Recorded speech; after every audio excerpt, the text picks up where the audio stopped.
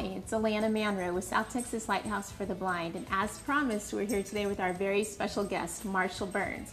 He's a mobility coordinator for RTA, and today you're going to see a lot of footage of Marshall walking with his guide dog up and around City Hall. So let's learn a little bit about Marshall.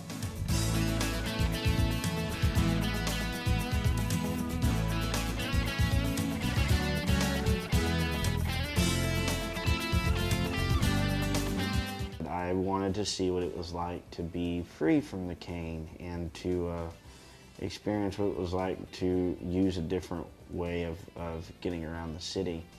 And when I found out about the use of guide dogs, it was something that piqued my interest. I can tell you that it has been a huge learning experience. Me and Duncan have been a team for about a year and 4 months. Every day is still a learning experience for me and Duncan. There are pros and cons to having a guide dog.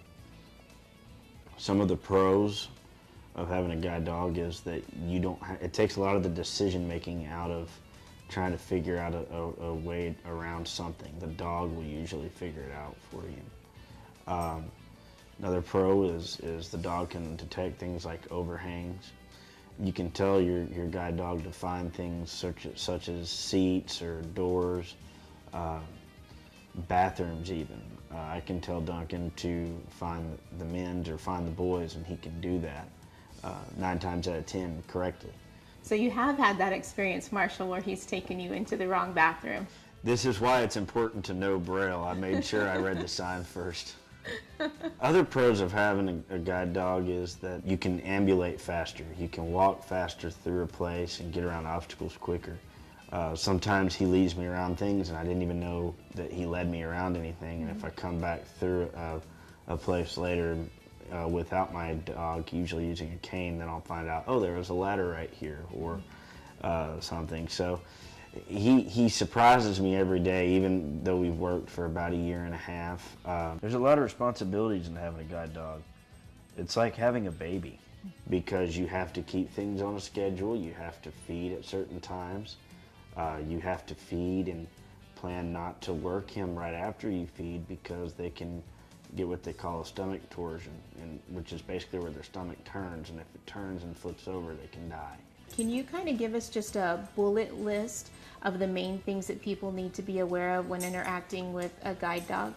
Just remember that the animal is there for our safety and to make sure that we get around without hurting ourselves or others. So in order to do that, we just ask people to please not touch the dogs while they're working. Please don't try to call them or feed them or whistle at them to distract them. I have had somebody throw food at my dog. We also ask that if you do want to touch a dog or ask to touch a dog, to just respect our answer. And remember, it's not that we just want to be dog hogs. We just want to make sure that our dogs retain their attentiveness to us so that way we can get where we're trying to go safely and in a timely manner.